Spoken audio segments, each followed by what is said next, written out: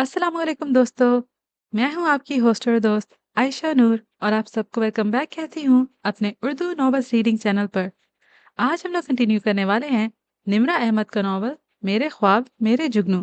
लेकिन आज के एपिसोड से पहले एक छोटा सा रिमाइंडर कि अगर अभी तक आप लोगों ने मेरे चैनल को सब्सक्राइब नहीं किया तो please do subscribe to my channel, क्योंकि इसी तरह आपको फ्यूचर में भी मेरी वीडियोस की अपडेट्स मिलती रहेंगी। तो आइए शुरू करते हैं आज के एपिसोड ऑफ मेरे ख्वाब मेरे जुगनू। एक तो पहले ही मैच ने मुझे थका दिया है, ऊपर से तुम मेरा सर खाने के लिए बैठे हो। जाहिर है, वो मजे से बोला। तुम खाना नहीं खिलाओगी तो तुम्हारा सर ही खाऊंगा ना। श्श! मैंने उसे चुप कराया और फाइल पर झुक गया। वो उस वक्त मेरे ऑफिस में मौजूद था। छोड़ो भाई, मुझे दे दो। तुम कुछ नहीं कर सकते। उसने मेरे हाथ से फाइल छीन ली और बड़े नहमाग से देखने लगा। हम्म, 2 मिनट का काम है और तुम पिछले आधे घंटे से वेले बैठे झक मार रहे हो। इमाद फाइल देखते हुए बोला। 2 मिनट का काम अब रह गए मिस्टर, सारा तो मैं खत्म कर चुका हूँ। चुप रहो, नामाखू। उसने अपने ब्रिटिश उर्दू लहजे में कहा तो मुझे हंसी आ गई। हिमात, तुम्हें नामाकुल का मतलब ही पता है? नहीं, वो साफ गोई से बोला। मुझे तो सुबह अम्मी ने कहा था नामाकुल, तुम किसी काम के नहीं हो। इसका मतलब होता है बेवकूफ, इडियट, कम अकल, जिसको तमीज ना हो। फिर तो शायद वो तुम्हारे लिए कह रही थी। वो मेरी बात काट कर तेजी से बोला। मैं उनसे दोबारा पूछ लूंगा। जी नहीं, मैं बहुत काम करता हूँ। मैंने फर्जी कॉलर झाड़े। इसके लिए करते हो उसे शादी कब करोगे? वो जिरा करने के मूड में था। मैंने सर झुका लिया। इस बात का मेरे पास कोई जवाब नहीं था। क्या हुआ खुरम? वो एकदम ही संजीदा हो गया। वो अब नहीं है। क्या मतलब? शादी हो गई उसकी? नहीं। फिर वो किसी और को पसंद करने लगी है? नहीं। वो कहीं चली गई है? हाँ, वो चली गई। पाकिस्तान से चली गई? वो परेशान सा होकर पूछ रहा था। इस दुनिया से चली गई। खुदकुशी कर ली उसने। मैंने थके थके लहजे में बताया। क्या कह रहे हो? वो वो मर गई? उसके लहजे में बेयकीनी थी। हाँ। कब? वो तासुब से पूछ रहा था। जिस रोज मैं उसे छोड़कर गया था उसी दिन। कितनी ही देर वो खामोश खड़ा मुझे तकता रहा। तुम्हें कब पता चला ये सब? वो धीरे से बोला। 2 बरस पहले कॉमन फ्रेंड से मिला था, उसी ने बताया था।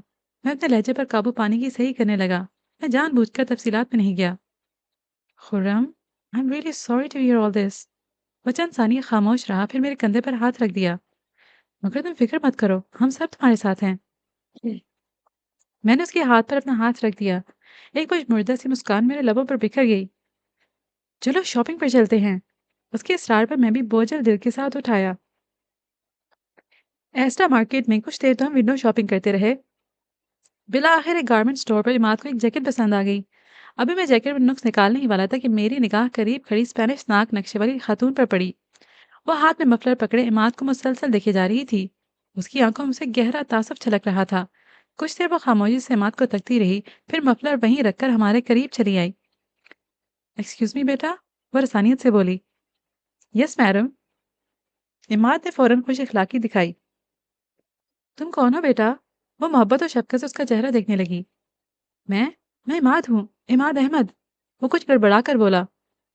तुम तुम बिल्कुल रिकार्डो की तरह हो। वो धीरे से बोली। कौन रिकार्डो? इमाद पूछने लगा। मेरा बेटा रिकार्डो। तुम उसी की तरह खूबसूरत और कदावर हो। तुम्हारे बाल भी बिल्कुल उस जैसे हैं और आंखें भी। मैंने जब तुम्हें देखा तो यूं लगा कि शायद मेरा रिकी खड़ा है। मैं समझा वो वापस आ गया है। उसकी आवाज़ कांप रही थी। इमाद ने हैरानी से मेरी तरफ देखा। मैंने शाने उचका दिए। आपका बेटा कहाँ होता है? इमाद उस औरत से पूछने लगा। वो वो न्यूयॉर्क में होता था। 11 सितंबर को अपनी दोस्त से मिलने ट्विन टावर्स गया था। फिर फिर वहाँ अटैक हो गया। रिकी वापस ना आया। वहाँ कुछ भी ना बचा। कोई भी वापस ना आया। उसकी आंखें अब झिलमिलाने लगी थीं। आज तुम्हें देखकर यूं लगा कि शायद रिकी वापस आ गया हो। मुझे लगा अभी तुम आओगे और मुझे कहोगे, मामी मैं आ गया हूँ। मामी आपका रिकी आ गया है। मगर तुम रिकी तो नहीं हो। तुम तो इमाद हो। वो अब कभी भी वापस नहीं आएगा। उसकी आंखों से आंसू बहने लगे थे। मेरी तरह इमाद भी परेशान हो गया था। अगर मैं आपके लिए कुछ कर सकूं मैम, वो खलूस से बोला। नहीं, तुम क्या कर सकते हो? सॉरी मैंने तुम्हारा टाइम लिया। वो आंसुओं के दरमियान मुस्कुराई थी।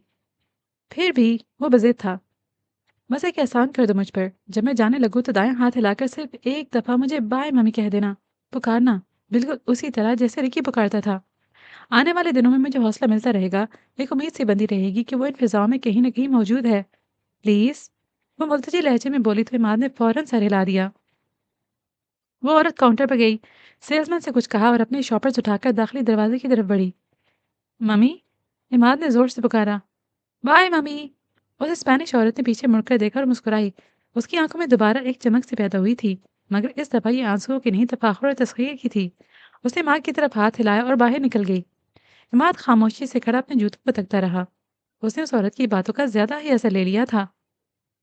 عماد چلے؟ میں نے اسے دھیرے سے پکارا۔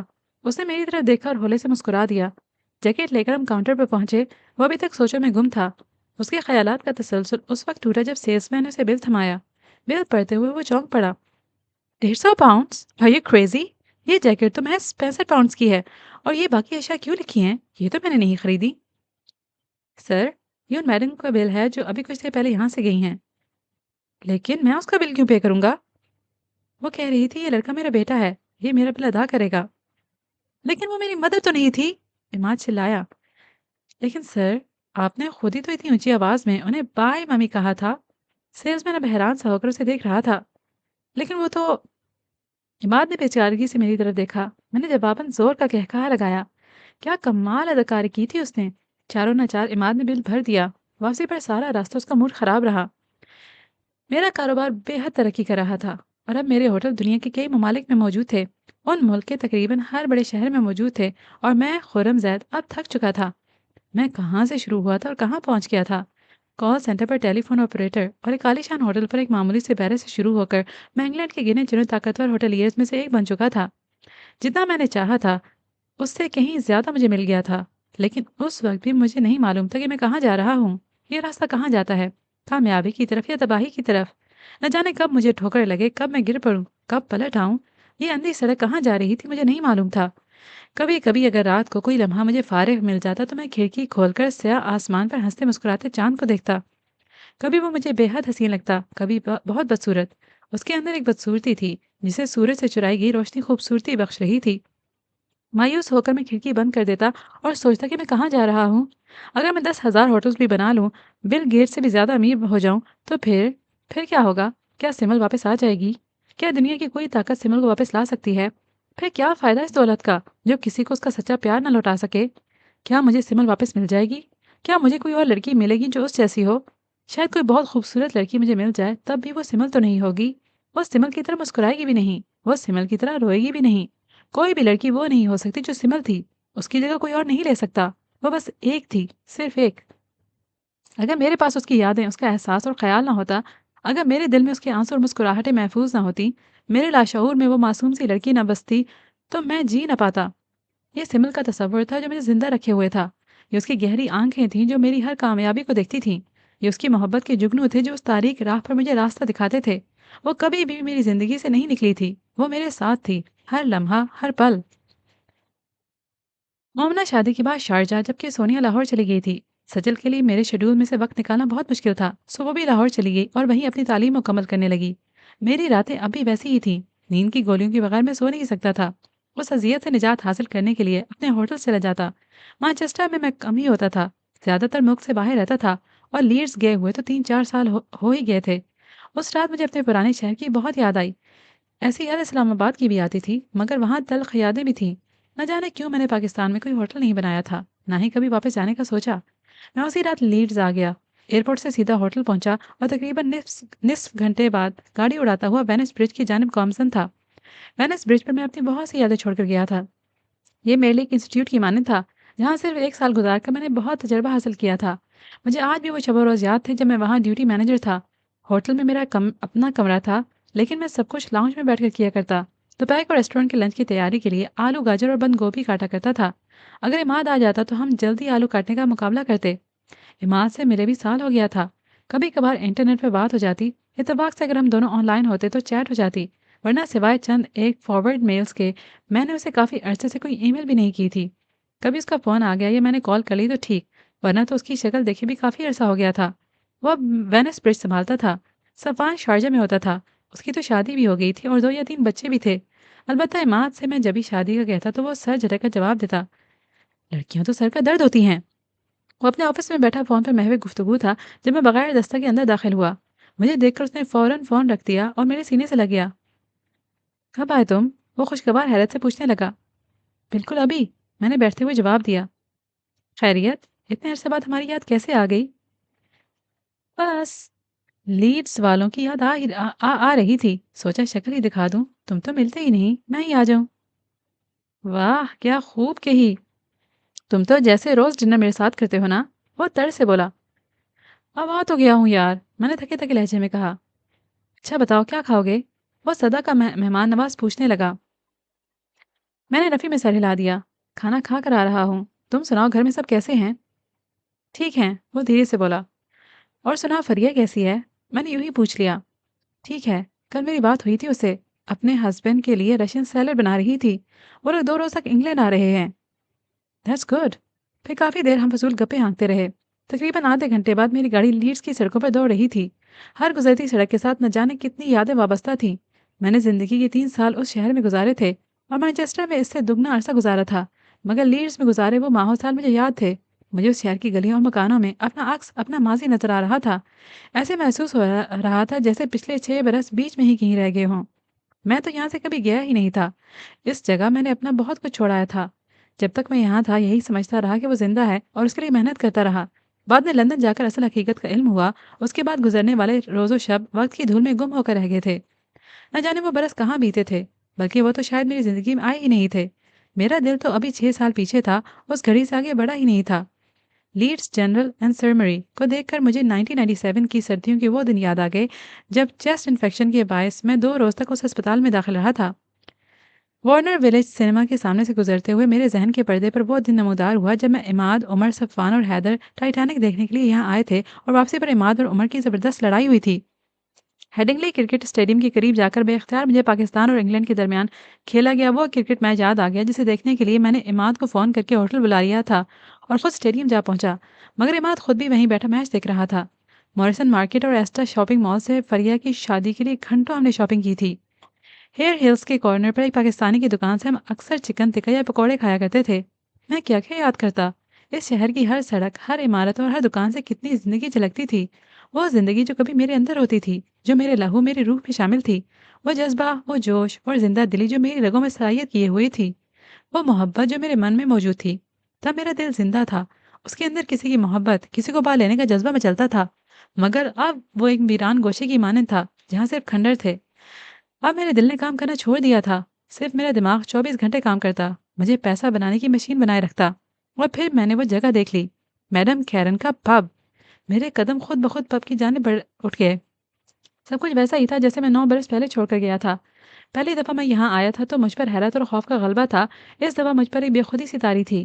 ایک عجیب سا احساس مجھے یہاں کھینچ لایا تھا۔ وہ کونے میں رکھی اسی میز پر بیٹھی تھی جہاں کئی برس پہلے ہم بیٹھے تھے۔ اس نے آج بھی گرے بلاؤز اور اسکرٹ پہن رکھی تھی۔ اس کا چہرہ اب بھی ویسا ہی شگفتہ اور جوان تھا۔ مجھے دیکھ کر آج بھی وہ مسکرائی تھی۔ میں آرام سے کرسی کھینچ کر بیٹھ گیا۔ میں تمہارا ہی انتظار کر رہی تھی خرم، وہ ہولے سے بولی۔ کب سے؟ جس دن سے تم یہاں سے گئے تھے، اس لمحے سے تمہارا انتظار کر رہی ہوں۔ مجھے معلوم تھا کہ تم ضرور آؤ گے۔ تمہیں کچھ معلوم نہیں ہے میڈم، وہ مجھے یاد نہیں کرتی، وہ میرے لیے نہیں روتی، کیونکہ وہ اس دنیا سے کب کی جا چکی ہے۔ وہ کب کی مجھ سے روٹ کر یہ کائنات چھوڑ چکی ہے۔ کیا تم جانتی نہیں تھی یا مجھ سے حقیقت کو چھپا لیا؟ وہ چند لمحے خاموشی سے مجھے تکتی رہی۔ بتاؤ نا میڈم، کیوں کیا تم نے میرے ساتھ اس طرح؟ اس لیے تو کہتی تھی خرم کہ واپس چلے جاؤ، مگر تم نہیں گئے۔ اگر چلے جاتے تو اتنا بوجھ نہ ہوتا تمہارے دل پر۔ مگر کیا ہوتا واپس جانے کا؟ بزنس مین ہونا، فائدہ نقصان دیکھتے ہو۔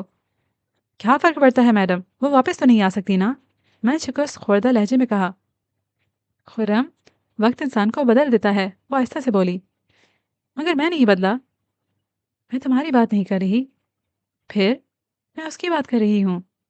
کس کی؟ وہ بہت بدل گئی ہے، وہ ویسی نہیں رہی جیسے پہلے تھی۔ وہ تمہارے لیے بدلی ہے کیونکہ وہ تم سے محبت کرتی ہے۔ کون؟ وہ خاموش رہی تو میں خود ہی بول پڑا۔ مہنور، تم چاہتے تھے شیخ جہانگیر تمہیں دماغ کی حیثیت سے قبول کر لیں، اب تمہاری خواہش پوری ہو سکتی ہے۔ وہ مسکرائی، اس کی بیٹی سے شادی کر کے۔ لیکن وہ تو مر گئی ہے۔ हाँ, उसने गहरी सांस भरी। बहुत तकलीफ में मरी थी वो, एक आम से अस्पताल के छोटे से वार्ड में। मौत के वक्त सिवाय बहन के कोई नहीं था उसके पास। लेकिन शेख जहांगीर की दो बेटियां थीं, एक मर गई तो दूसरी तो जिंदा है। मैडम, मैंने बेयकीनी से उसे देखा। जाओ सुबह ऑफिस में आने वाला पहला प्रपोजल साइन कर लेना। इतना कहकर वो उठी और वहां से चली गई। थके थके कदमों से चलता हुआ मैं पब से बाहर निकल आया। उसी रात में मैनचेस्टर वापस चला गया। सुबह ऑफिस में सबसे पहला प्रपोजल अल कुरैश इंटरप्राइजेज की जानिब से था। वो पाकिस्तान में एक 7 स्टार होटल बनाना चाहते थे। उसके लिए मेरा तावन दरकार था। 8 अक्टूबर के सिलसिले के पेश नज़र मुझे इनकार कर देना चाहिए था, मगर जिस कंस्ट्रक्शन कंपनी को हायर किया गया था वो पाकिस्तान के मशहूर जहांगीर बिल्डर्स शेख थी। मेरे जैसे अक्लमंद और जहीन फतीन इंसान ने एक नीम पागल साइकिक की बात मानते हुए कॉन्ट्रैक्ट साइन कर लिया। उसी से पहर जहांगीर बिल्डर्स की चेयरपर्सन और अलकुरैश इंटरप्राइजेज के चेयरमैन के साथ मेरी मीटिंग लंदन मैरियट में थी। मैं जानता था जहांगीर बिल्डर्स की चेयरपर्सन महानूर थी। ये जानते हुए भी मैं उसे मिलने चला गया। मैं सिर्फ ये देखना चाहता था कि वो मगरूर लड़की बदली है या नहीं। वक्त मुकर्रर से 10 मिनट पहले ही मैं मीटिंग के लिए पहुंच गया। करीबन 2 मिनट मैंने घूम फिर कर लाउंज का जायजा लिया। जिस चीज़ ने मुझे अपनी जानिब मुतवज्जह किया वो सेंट्रल टेबल पर रखी हैंड बैग के नीचे पड़ी किताब थी। महानूर और किताब, ये नामुमकिन था। तो क्या वो वाकई बदल गई थी? उस वक्त वो बालकनी में थी क्योंकि वहां खुलने वाला दरवाज़ा नहीं वहाँ था। मैंने उसका बैग उठाकर नीचे रखी गई हैरी पॉटर निकाली। ये हैरी पॉटर का छठा पार्ट था। महानूर ने इस तरह की किताबें कब से पढ़ना शुरू कर दी? मैं काफ़ी हैरान हुआ था। जिस वक्त मैं किताब के सफ़े उलट पुलट कर देख रहा था, बालकनी का दरवाज़ा खुलकर वो अंदर दाखिल हुई थी। एडिकेट्स के मुताबिक मुझे खड़े होकर उसे खुश आमदीद कहना था, मगर मैं अपनी जगह से एक इंच भी नहीं हिल सका। मैं उस लड़की के लिए खड़ा भी ना हो सका जिससे पिछले 9 बरस मैंने बेतहाशा मोहब्बत की थी। मैंने बेसाखी के सहारे अंदर आती सिमल जहांगीर को सर उठाकर भी न देखा। उसको बचाने की जिम्मेदार मिनिस्टर ऑफ हेल्थ की मिसेस थी। अगर उनकी पार्टी के दौरान मिसेस जहांगीर से नोक झोंक ना हो जाती और मिसेस जहांगीर गुस्से में वापस घर ना आ जाती तो कभी अपनी बड़ी बेटी को किचन में तड़पता हुआ न देखती और ना ही बर्वक्त अस्पताल पहुंचा पाती।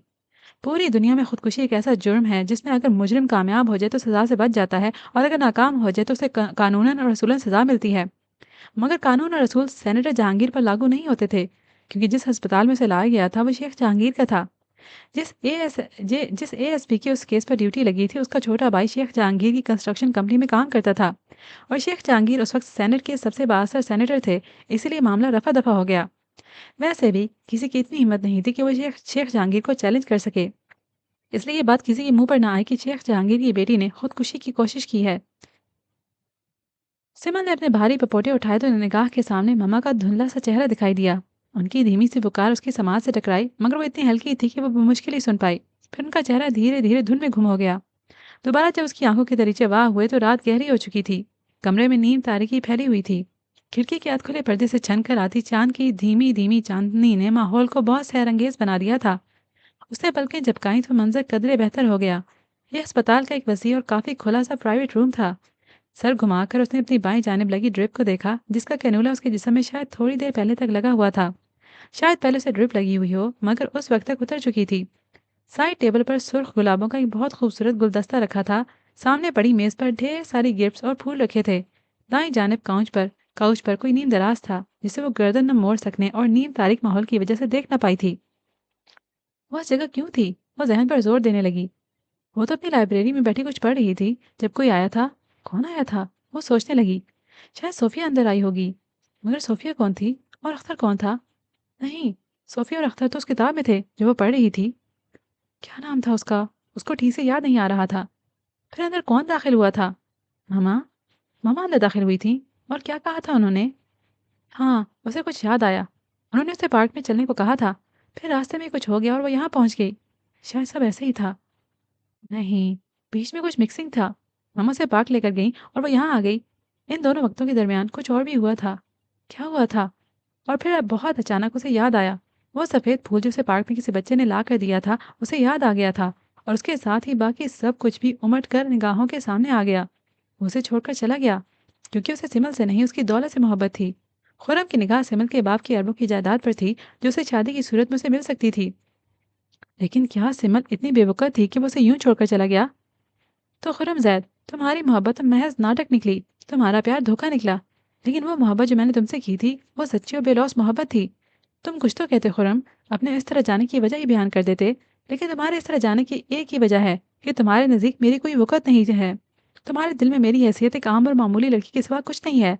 तुम तो मेरा सब कुछ लूट कर ले गए। मेरे ख्वाब, मेरे जुगनू। कम सूरती और मासूरी किसी को मामूली और गैर अहम नहीं बना देती। ये बात तुमने ही कही थी। ये सबक भी तुमने ही मुझे दिया था कि दुनिया से लड़ना सीखो, साबित करो कि तुम अहम हो। क्या मैं इसे भुला पाऊंगी? रात के उस पहर सिमल जहांगीर ने खुद से सवाल किया। सुबह होने के करीब अस्पताल के उस प्राइवेट रूम की बिस्तर पर लेटी सिमल जहांगीर ने खुद से ये वादा किया कि वो उस दुनिया पर साबित करेगी कि वो कम हिम्मत, बुजदिल और मामूली लड़की नहीं है। 5 रोज बाद उसे डिस्चार्ज कर दिया गया। वो घर आते ही बिना किसी से बात किए अपने कमरे में चली गई। अलमारी से काम सा कॉटन का सूट निकालकर वो बाथरूम की तरफ बढ़ी ही थी कि यादें माजी से उसकी आवाज़ निकलकर सिमल की समाज से टकराई। ये जो तुम्हारा हुलिया है, ये एक लड़की का हुलिया नहीं होता। सिमल ने बगौर उस सब्ज कॉटन के जोड़े को देखा। क्या कोई बाज़ौक लड़की इस तरह के फजूल कपड़े पहनेगी? जवाब नफी में था।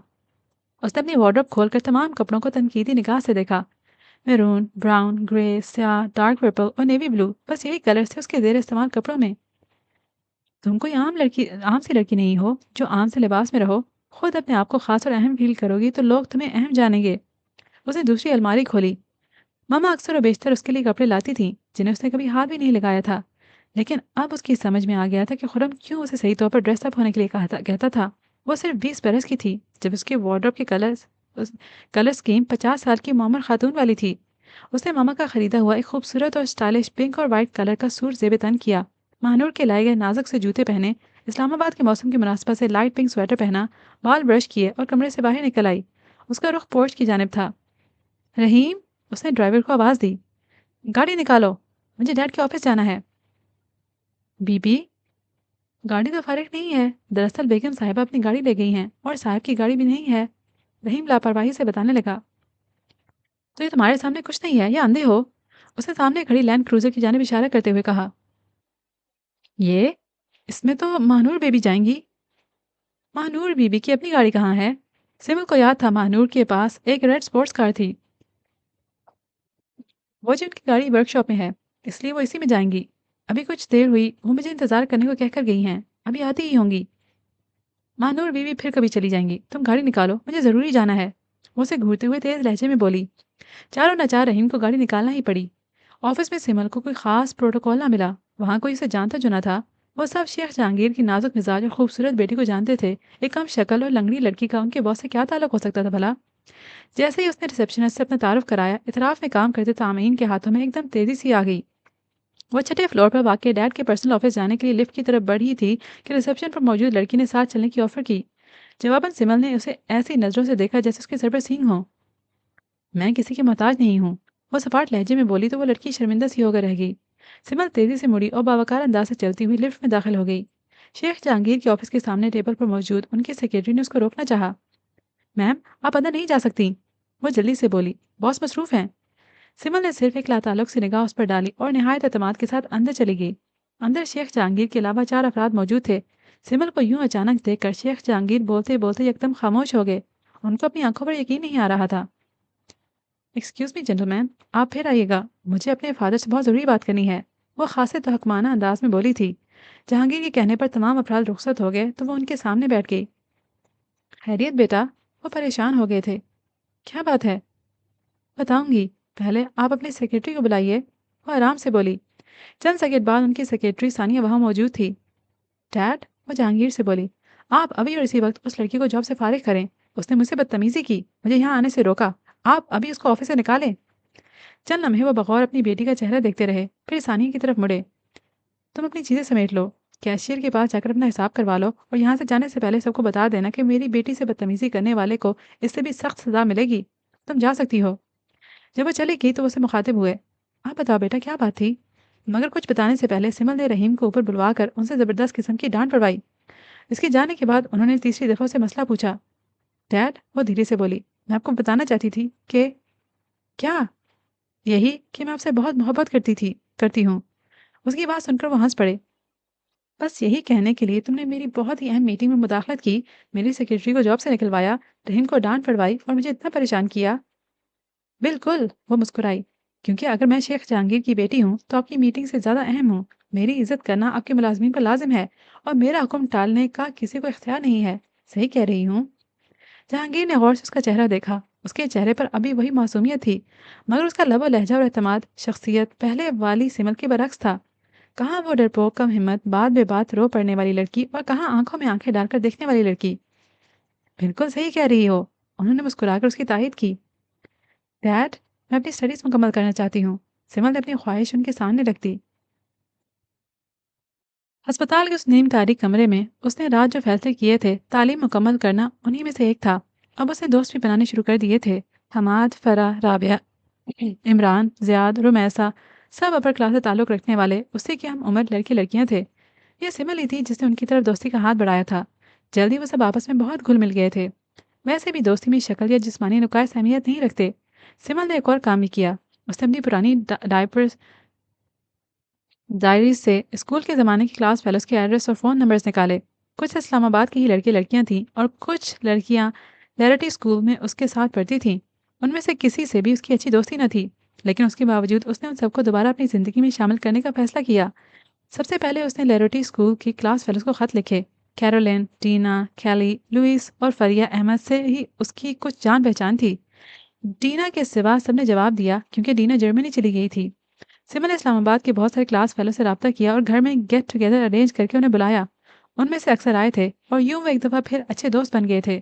ایسا سب کچھ سمل نے اس لیے کیا تھا کیونکہ خرم کہتا تھا تعلقات بنانے سے بنتے ہیں، دوست برے وقت کا سہارا ہوتے ہیں۔ تم دوست کیوں نہیں بناتی؟ فریہ احمد کو خط لکھنے کے 20 روز بعد اس کا جواب آیا تھا۔ اس نے لکھا تھا، سمل، تمہارا خط پڑھ کے اتنی خوشی ہوئی کہ بتا نہیں سکتی۔ تم نے یہ سوچا بھی کیسے کہ میں نے تمہیں بھلا دیا ہوگا؟ بھلا تم بھی کوئی بھلا دینے والی لڑکی ہو؟ میں اپنا فون نمبر لکھ رہی ہوں، تو مجھے کال کرنا، کیونکہ خط کے ذریعے بات کرنے کا ذرا مزہ نہیں آتا۔ فون ضرور کرنا، فقط فریہ احمد۔ خط پڑھتے ہوئے اس کے لبوں پر بے اختیار ہی ایک مسکان بکھر گئی۔ اسے کئی برس پہلے والی نو عمر فریہ یاد آ گئی تھی، جس سے زیادہ پورے کلاس میں کوئی خوبصورت لڑکی نہیں تھی۔ سبز آنکھوں والا وہ دل نشین چہرہ یاد کرتے ہوئے سمل کو اپنی کم مائگی کا احساس بہت شدت سے ہوا تھا۔ اگر وہ خوبصورت ہوتی تو خرم اسے ٹھکرا کر نہ جاتا، مگر خرم کا مسئلہ تو دولت تھی، حسن نہیں۔ اسے سر جھٹک کر اس کی یاد کو دل سے نکالنا چاہا اور تپائی پر دھرا فون اٹھا لیا۔ ہیلو، ایک مردانہ آواز اس کی سماعت سے ٹکرائی۔ ہیلو جی، میں فریہ سے بات کر سکتی ہوں؟ وہ پر اعتماد لہجے میں بولی۔ فریہ، ایک منٹ۔ مخاطب نے فون منہ سے پرے کر کے کسی کو آواز دی۔ حیدر، حیدر، فری کدھر ہے؟ آواز اتنی اونچی تھی کہ سمل بآسانی سن سکتی تھی۔ فری آپا، وہ میرا خیال ہے بیل بجی تھی، خرم بھائی کو ریسیو کرنے گئے ہیں۔ پیچھے سے ایک آواز ابھری، وہ سمجھی اس نے غلط نام سنا ہے۔ اچھا، خرم آ گیا؟ اب ریسیور میز پر رکھ دیا گیا تھا۔ تھوڑی ہی دیر بعد فریہ لائن پر آ گئی۔ رسمی کلمات، حال احوال اور موسم کی صورتحال بتانے کے بعد سمل نے اسے فون اٹھانے والی کی بابت پوچھا۔ کوئی ماد ہوگا، ایک منٹ۔ کوئی بدتمیزی تو نہیں کی؟ ویسے یہ ہے بہت شرارتی۔ نہیں نہیں، میں نے تو ایسے ہی پوچھا تھا۔ عماد تمہارا بھائی ہے؟ اچھا خیر، کیا کر رہی تھی؟ کچن میں تھی، مینگو سوفلے بنا رہی تھی۔ کس کے لیے؟ پورے ٹبر کے لیے۔ فریہ ہنسی تھی۔ تم ابھی تک جوائنٹ فیملی سسٹم میں رہتی ہو؟ سمل کو یاد آیا جب وہ بورڈنگ ہاؤس میں ہوتی تھی تو اکثر اپنی فیملی کی قصے سناتی تھی۔ اس کے 2 چچا بما اپنی فیملیز کے ان کے ساتھ ہی رہتے تھے۔ ہاں۔ پیچھے کس کی آواز آ رہی ہے؟ یہ صفان ہے، میرا کزن کوئی جوک سنا رہا ہے۔ کتنا مزہ آتا ہوگا نا تم لوگوں کو اکٹھا رہتے ہوئے۔ ایک میں ہوں، کوئی بھائی بھی نہیں ہے اور کزنس تو بالکل بھی نہیں ہے۔ میرے پیرنٹس سنگل چائلڈ تھے۔ تمہیں یہ اس لیے اچھا لگ رہا ہے کہ تم تنہا ہوتی ہو؟ سچ پوچھو تو جوائنٹ فیملی سسٹم عذاب ہے، فریہ دھیمی آواز میں بولی۔ کیوں؟ شور بہت کرتے ہیں تمہارے کزنس، جیسے اس وقت کر رہے ہیں؟ سمل کو بیک گراؤنڈ میں ہونے والے شور واضح سنائی دے رہا تھا۔ نہیں، ویسے تو نہیں کرتے، مگر آج خرم آیا ہوا ہے نا۔ اس نے وہ مشکل ریسیور کو تھامے رکھا۔ ظاہر ہے اس دنیا میں ہزاروں خرم ہوں گے۔ کون خرم؟ او یار، کیا بتاؤں، فریہ پرجوش لہجے میں بولی۔ دراصل ہمارے ہوٹل پر کام کرتا ہے، اتنا ہینڈسم ہے کہ کیا بتاؤں، بالکل مووی اسٹار لگتا ہے۔ آج انکل نے ڈنر پر انوائٹ کیا ہے۔ ڈنر؟ تمہارا ڈنر 12 بجے ہوتا ہے؟ سمل نے شرارت سے 12 بجاتی گھڑی کو دیکھا۔ نہیں، یہاں تو صرف 8 بج رہے ہیں۔ او اچھا، ہمارے 12 ہو رہے ہیں، وہ کھلکھلا کر بولی۔ پھر کچھ ادھر ادھر کی باتیں کرنے کے بعد وہ فون بند کر کے وہ سونے کے لیے لیٹ گئی۔ خرم کی یادوں نے پھر سے اسے کھیل لیا تھا۔ میں اپنے دل کا کیا کروں خرم؟ میں اب بھی اتنا کچھ ہو جانے کے بعد بھی اپنے ڈارسی کو یاد کر کے روتی ہوں۔ اب بھی خرم تم مجھے یاد آتے ہو، مگر میں اس محبت کے خواب نہیں دیکھ سکتی جس کے جگنو تم اسے چھین کر لے گئے ہو۔ میرے خوابوں کو تعبیر سے پہلے ہی تم نے چکنا چور کر دیا۔ اس کی آنکھ سے کانسو نکل کر اس کے خوبصورت بالوں میں گم ہو گیا تھا۔ زندگی ایسے ہی گزرتی جا رہی تھی۔ روز و شب ایک جیسے گزر رہے تھے۔ بس یہی تھی سمل جہانگیر کی زندگی۔ کوئی چھوٹی سی چھوٹی بات بھی اسے خرم کو یاد کرنے پر مجبور کر دیتی، جیسے فریہ کے ہوٹل پر کام کرنے والا خرم۔ فریہ اکثر اس کا ذکر کرتی اور ہر دفعہ خرم کا نام سنتے ہی سمل کا دل ایک دم رک جاتا۔ کل خرم کے ہوٹل کا افتتاح ہے، ایک دن اسے بتایا۔ اچھا؟ سمل نے جمائی روکی۔ اس کو اس خرم نامی شخص میں کوئی دلچسپی نہیں تھی۔ بہت پیارا ہے ہوٹل ہے اس کا۔ ہم وہاں سے نامور صحافی بھی مدعو ہیں۔ دیکھنا کل لیڈز کے اخبارات بھرے ہوں گے اس کے ہوٹل کے ذکر سے۔ گڈ، میں تمہیں تصویریں بھیجوں گی، اوکے؟ اوکے۔ سمل نے شانے اچکا دیے۔ 15-20 روز بعد ہی اسے فریہ کا بھاری بھرکم خط ملا۔ خط تو محض 3-4 سطروں کا تھا، جن میں اس نے مختصراً خرم زید کے ہوٹل کی افتتاحی تقریب کا احوال لکھا تھا۔ باقی اخبارات کی تراشیں اور تصاویر تھیں۔ اسے سر جھٹکا اور لفافے سے وہ چند تراشیں نکالے اور دیکھنے لگی۔ شہ سرخی کے ساتھ لگی تصویر سے سمل اپنی نظر نہ ہٹا سکی۔ وہ خرم زید تھا، اس کی خوشیوں کا قاتل، اس کے خواب توڑنے والا۔ تصویر میں اس کا کلوز اپ لیا گیا تھا۔ وہ تھوڑا سا بدل گیا تھا، اس کے بالوں کا کٹ مختلف ہو گیا تھا اور چہرہ پہلے سے بھی کہیں زیادہ پتلا دکھائی دے رہا تھا۔ ڈارک 3 پیس میں اس کی پرسنالٹی بہت ڈیشنگ لگ رہی تھی۔ وہ مسکرا رہا تھا۔ تو دولت اس کو مل ہی گئی۔ سمل نے تصویر میں ہوٹل کی پرشکوہ عمارت کی طرف دیکھتے ہوئے سوچا، وہ بہت جلد ایک بڑا ہوٹلیئر بن جائے گا۔ سمل نے باقی تصویریں نکالیں۔ یہ سب کیمرہ فوٹوز تھیں۔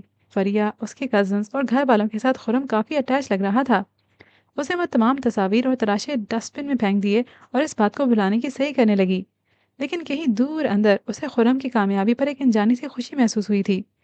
خرم زید نامی شخص کو بھلانے کی ناکام کوشش کرنے کے باوجود اسے فریہ سے تفصیلاً اس کے بارے میں پوچھا تھا۔ وہ فریہ کے والد اور چچاؤں کے ہوٹل پر کام کرتا تھا۔ اس کا ان کے گھر بہت آنا جانا تھا۔ صفوان، فریہ کے کزن اور عماد وغیرہ سے اس کی بہت دوستی تھی۔ شروع میں فریہ کے والد اور چچا نے اس کو داماد بنانے کا سوچا تھا، لیکن بعد میں انہیں اپنے ارادے کو ترک کر دیا تھا۔ جب سمن نے اسے پوچھا کہ انہوں نے خرم کا داماد کیوں نہ بنایا تو فرمایا، نہایت خوبصورتی سے بات ٹال گئی۔ سمن کو تجسس ہوا، مگر اس نے خریدنا مناسب نہیں سمجھا۔ جن دنوں اس نے اپنی تعلیم مکمل کر کے یونیورسٹی کو خیر بات کہا تھا، انہی دنوں فریہ کی شادی طے ہو گئی۔ اس نے سمل کو بطور خاص انوائٹ کیا تھا، لیکن چونکہ وہ اس بات سے بخوبی آگاہ تھی کہ وہاں خرم بھی ہوگا، اسی لیے ممی کی خرابی طبیعت کا بہانہ کر کے وہ نہیں گئی۔ ویسے بھی ان دنوں وہ شیخ جہانگیر کے ساتھ کام کرنے کی خواہاں تھی۔ جو کام مانور نہیں کر سکی تھی وہ سمل کر دینا چاہتی تھی۔ تم میرے ساتھ بزنس میں میرا ہاتھ بٹانا چاہتی ہو؟ وہ حیرت سے پوچھنے لگے۔ جی، وہ سہولت سے بولی۔ تم کرنا کیا چاہتی ہو؟ آپ کے تو ڈھیر سارے بزنس ہیں، میں کسی ایک کو… میری ایڈورٹائزنگ ایجنسی میں کام کرو گی؟ نہیں، میں اتنی کریٹو نہیں ہوں۔ اسے نفی میں سر ہلا دیا۔ کچھ اور بتائیں۔ آپ تو کہہ رہی تھی آپ کچھ بھی کر لیں گی۔ اچھا، کنسٹرکشن میں آ جاؤ۔ گو کہ اسے کنسٹرکشن کمپنی کی ایم ڈی بننے میں کوئی دلچسپی نہ تھی، مگر اس بار وہ فوراً بولی، ٹھیک ہے۔ جہانگیر بلڈرز ملک کے اعلیٰ درجے کی تعمیراتی کمپنیوں میں سے ایک تھی، لیکن ایم ڈی کی سیٹ سنبھالنے کے ایک روز بعد ہی اسے اندازہ ہو گیا کہ وہاں کوئی بھی اس کو شیخ جہانگیر کی بیٹی ہونے کے باوجود بھی باس ماننے پر تیار نہ تھا۔ ان کی نظر میں وہ ایک کم فہم معمولی لڑکی تھی، جس کو قسمت نے ان کا حکمران بنا دیا تھا، ورنہ وہ لوگ تو عمر، عقل اور تجربے میں اسے کہیں آگے تھے۔ اسے خود کو، اپنی صلاحیتوں کو منوانا تھا، تبھی لوگ اسے تسلیم کرتے، اور پھر وہ اپنی اسی لکڑی کی بیساکھی کے سہارے کسی بھی کنسٹرکشن سائٹ، کسی سیمینار یا کسی 6 اسٹار ہوٹل میں ہونے والی بزنس کانفرنس میں باعتماد طریقے سے شرکت کرتی۔ اس کے آفس کے امپلائیز اب اس کی عزت کرتے تھے۔ خرم نے ایک دفعہ کہا تھا، انسان اپنی عزت خود کرواتا ہے۔ اب اسے اس بات پر یقین آ گیا تھا۔ نہ جانے کیوں زندگی کی ہر مشکل گھڑی اور ہر سہل لمحے میں وہ شخص اس کی یادوں کے دریچے کھول کر اس کی نگاہوں کے سامنے آ جاتا تھا۔ وہ جتنا اس سے، اس کے ذکر سے یا اس کی سوچوں سے بچنے کی کوشش کرتی، اتنا ہی اسے یاد آتا۔ اس کے پروفیسر ایڈم بلیک ویل نے ایک دفعہ کہا تھا، ہم زندگی میں 2 لوگوں کو کبھی نہیں بلا سکتے، ایک وہ جن کو ہم یاد رکھنا چاہتے ہیں اور ایک وہ جن کو ہم بلانا چاہتے ہیں۔ وہ خرم کو بلانا چاہتی تھی، اسی لیے وہ اس کو نہیں بھولتا تھا۔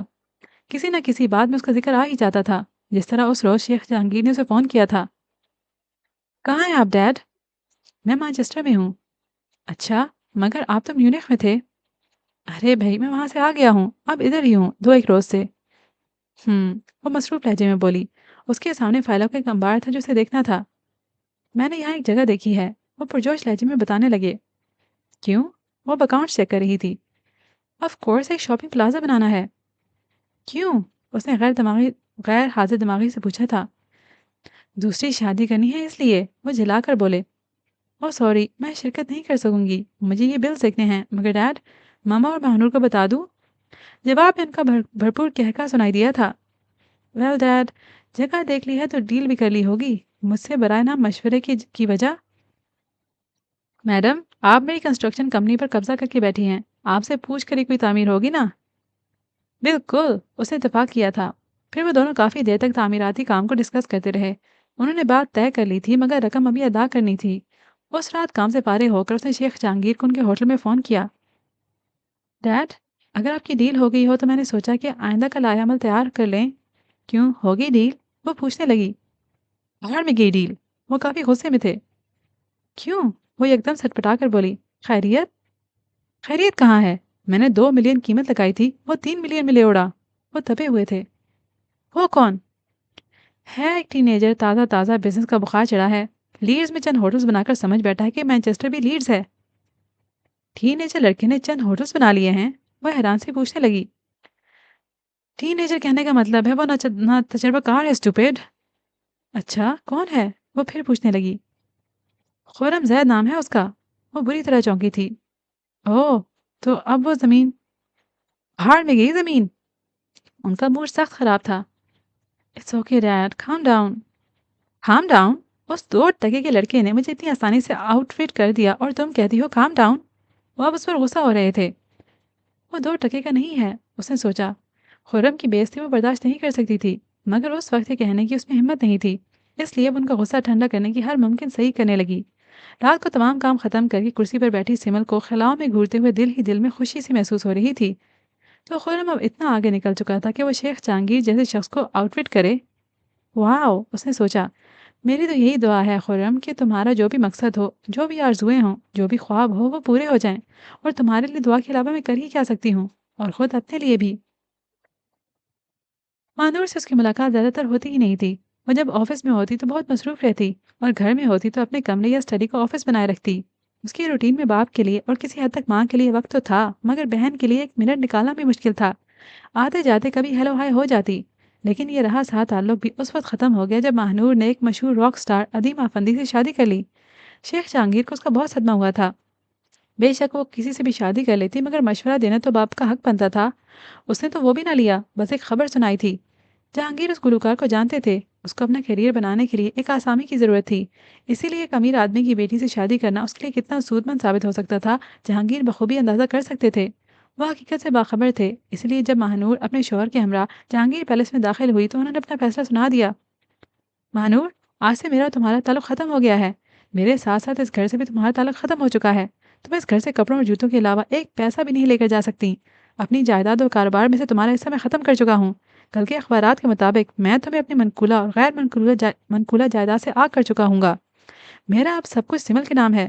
میری وصیت کے مطابق بھی تمہارا کسی چیز پر کوئی حق نہیں ہوگا، اور چونکہ میری جائیداد موروثی نہیں ہے، اس لیے تم میری وصیت کو کسی بھی عدالت میں چیلنج نہیں کر سکو گی۔ اور اگر تم نے کبھی بھی خاندان کے نام کو خراب کرنے کی کوشش کی یا کوئی الٹی سیدھی بات میڈیا کے سامنے کی تو میرے دل میں اگر تمہارے لیے کوئی تھوڑی بہت جگہ باقی بچ بھی گئی ہے تو وہ بھی ختم ہو جائے گی۔ اور بیٹا، مجھے معلوم ہے کہ تم میری دشمنی مول لینے کا رسک نہیں لوگی۔ اب تم اپنا ضروری سامان لو اور جاؤ۔ وہ جانے کے لیے مڑے، مگر پھر کسی خیال کے تحت رک کر بولے، and remember, no currency and no jewellery. اتنا کہہ کر وہ اپنی اسٹڈی کی طرف بڑھ گئے۔ سیڑھیوں کے قریب کھڑی سمل نے غور سے مہنور کا زرد پڑتا چہرہ دیکھا۔ جب خرم کی بات تھی تو وہ شرائط رکھنے کا کہتی تھی، اس نے سوچا، اور اب ادیم کے معاملے میں اس نے کوئی شرط نہ رکھی۔ ادیم سے بہتر تو خرم تھا، لالچی صحیح مگر عزت کے ساتھ مجھ سے شادی تو کرتا نا کہ مہنور کی طرح کورٹ میرج کی رسوائی اٹھانا پڑتی۔ کیا ادیم کو دیکھ کر مہنور کی وہ حس جس سے وہ لوگوں کے لالچ کا اندازہ لگا لیتی تھی ایک دم ختم ہو گئی تھی؟ کیا اس کو اتنی بھی سمجھ نہیں آئی تھی کہ وہ ڈیڈ کے ٹکڑوں پر پلنا چاہتا ہے؟ اگر اس وقت مہنور کو ایسا کچھ دکھائی نہ دیا تھا تو میری باری پر اسے خرم میں کیسے لالچ نظر آیا تھا؟ وہ اپنی بیساکھی کے سہارے چلتے ہوئے ان دونوں کے قریب آئی۔ مہنور نے سر اٹھا کر اس کی جانب دیکھا۔ اب وہ دولت کی کنجی اس کے پاس تھی، سو وہ ایک دم کھڑی ہو گئی۔ سمل، پلیز ڈیڈ کو سمجھاؤ، وہ یہ فضول کی ضد چھوڑ دیں۔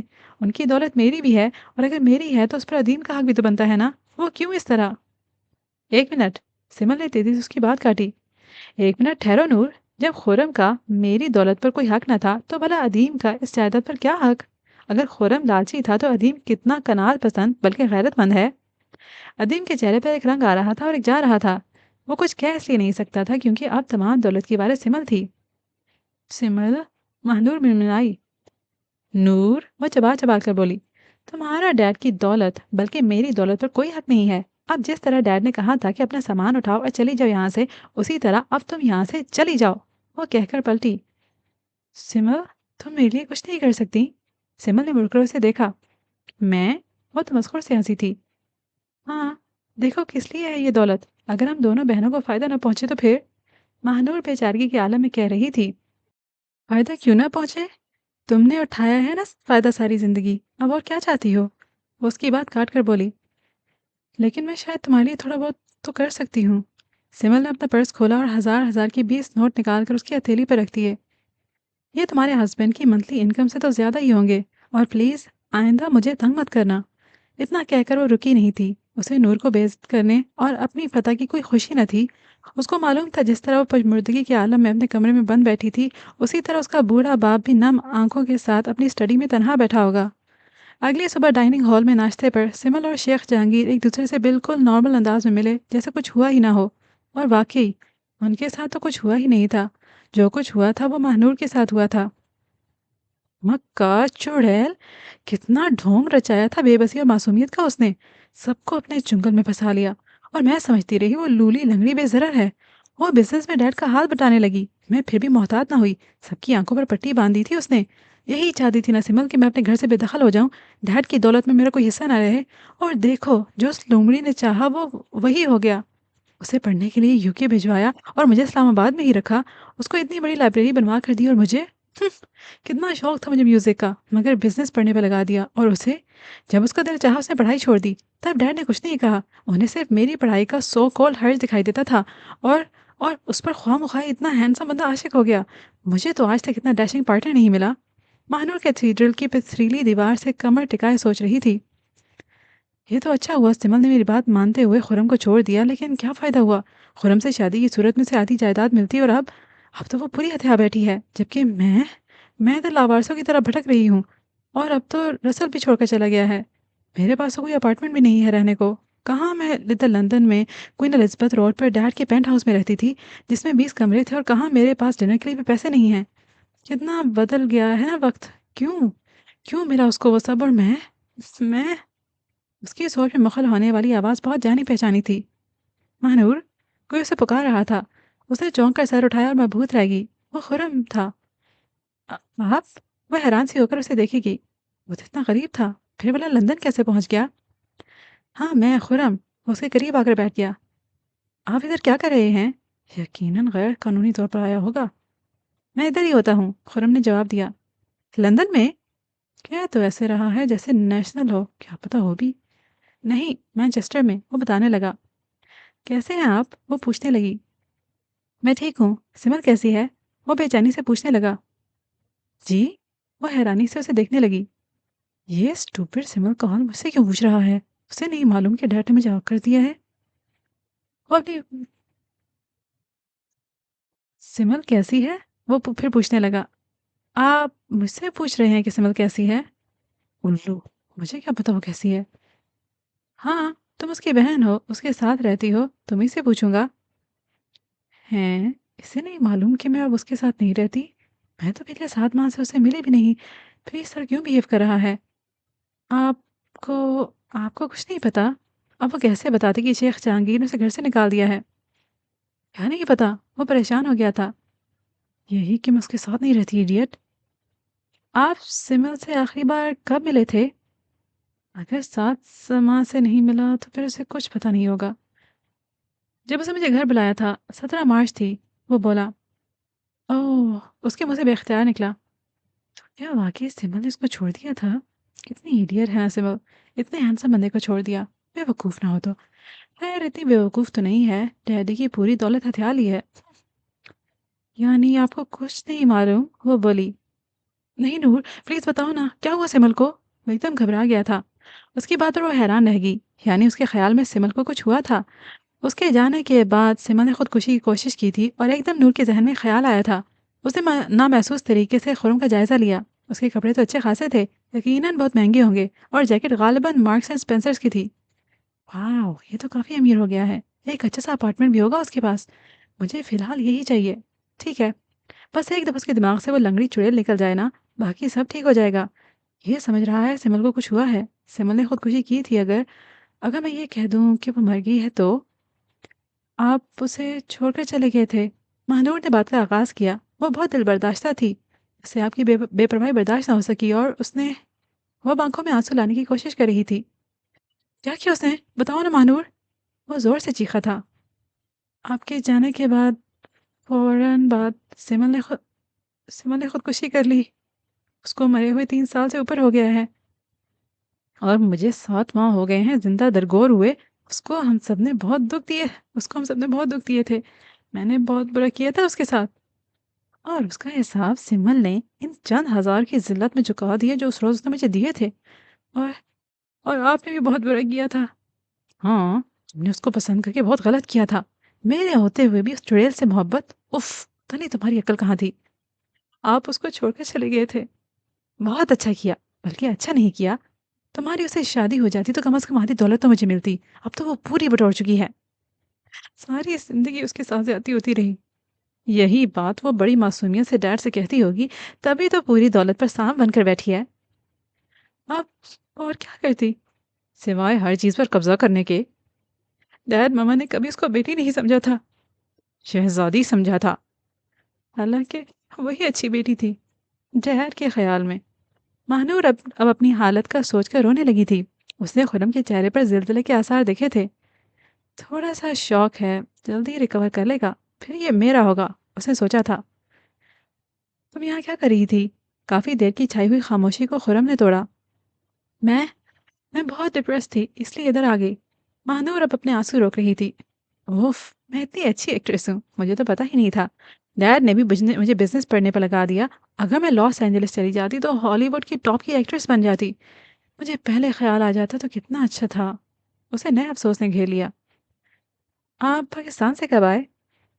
97 کے مئی میں، خرم نے کہا۔ یہ تو فوراً ہی بھاگ آیا، مہنور نے سوچا۔ اس کے بعد واپس نہیں گئے؟ نہیں، خرم نے آہستہ سے کہا۔ باہر چلیں؟ مہنور اٹھ کھڑی ہوئی۔ وہ تو اور بھی بہت کچھ کہنا چاہتا تھا، مگر فی الحال اسے دکھی ہیروئن کا رول کرنا تھا، اس لیے پشمردہ سی شکل بنا کر اس کے ساتھ باہر آ گئی۔ ایک دم اسے لگا کہ وہ پیچھے رہ گیا ہے۔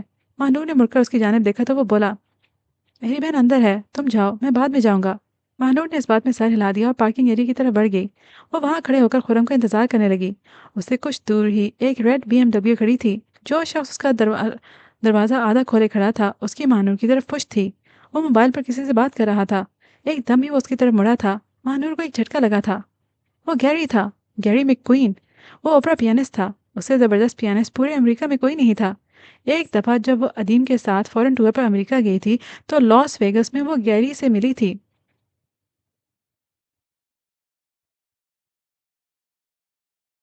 اس وقت وہ ادیم کی محبت میں اتنی گرفتار تھی کہ اسے گیری کی نگاہوں میں اپنے لیے پسندیدگی دکھائی نہیں دی تھی۔